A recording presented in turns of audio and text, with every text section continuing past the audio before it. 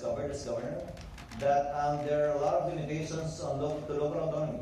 I am of the firm belief that governors and mayors believe and know what needs to be done in their respective areas compared to any national official that doesn't even visit our province.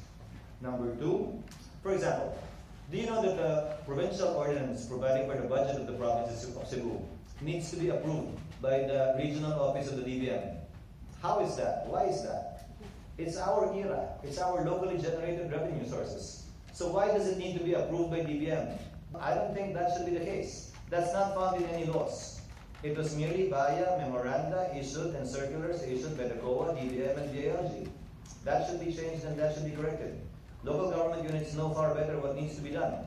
Even this IATF, any lockdowns, any restrictions must be decided upon by the local government as well, not by the national government. Take, for example, Sorsogon. We've had 0 cases for the past 3 weeks and still we are at level 2. I do not understand why, where, and when that can happen. If only they knew the situation we have in Sorsogon. Number 2 would be, aside from local autonomy, number 2 would be to focus on MSMEs. That is the key towards recovering towards economic recovery. Why? 90% of our economy is comprised of MSMEs, as Hart told you. Again, I've been having these conversations over and over.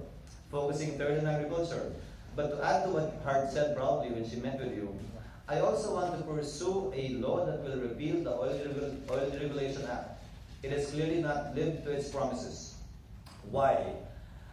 Saan kayo nakakita ng batas na yung mayamang may-ari ng gasolinahan pwede magtaas ng presyo kahit kailan? Pero yung pobreng super, driver ng jeep at tricycle, kailangan magpaalam sa LTFRB at sa local government bago sila makapagtaas ng pamasahe. There is a basic principle in law that says, those who have less in life should have more in law. Clearly, this law is the opposite. The richer people in society have more rights under this law than the poorer members of society. Enough reason to repeal that law. Number 2 would be to pass a legislated minimum wage increase. Clearly again, the regional wage boards have not done their jobs.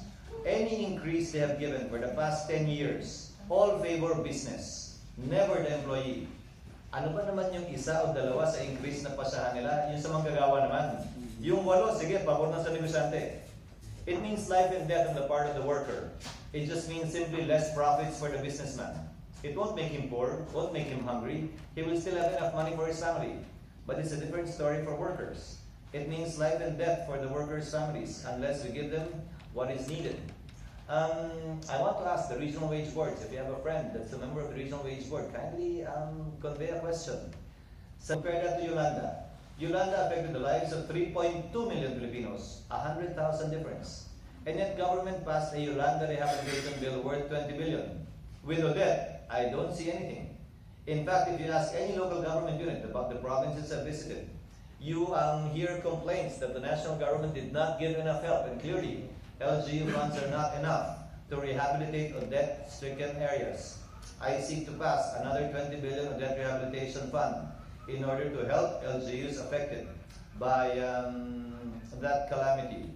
Although there were less people affected by Odette compared to Yolanda, it affected more municipalities, more regions, and more provinces compared to Yolanda.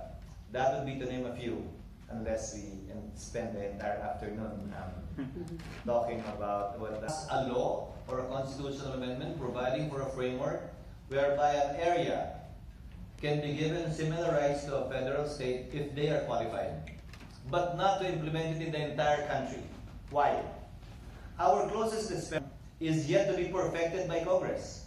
If we haven't implemented it in one region, and is still in the process of perfecting it in one region, why will we do it in the entire country? Can't we perfect it first in these 2 regions before doing it in the entire country? Second, we need money for programs and projects that will uplift the lives of the poor. You want us to spend more money for an additional layer of government? So panibagong opisina, panibagong sekretary, panibagong mga senador, panibagong mga congressman sa kada rehiyon? Don't we have enough officials already in government? So I'd rather spend the money for additional programs, activities, and projects that will help the poor, instead of hiring more people to work for government or to work in government. One more example. If NCR or Calabar Zone or Region 7 is declared as a federal state, that means all of the money generated in these areas will go to them and cannot be shared to any other part of the country. Saan ngayon kukuha ng pondo ang national government pangtulong sa mga probinsyang mahirap?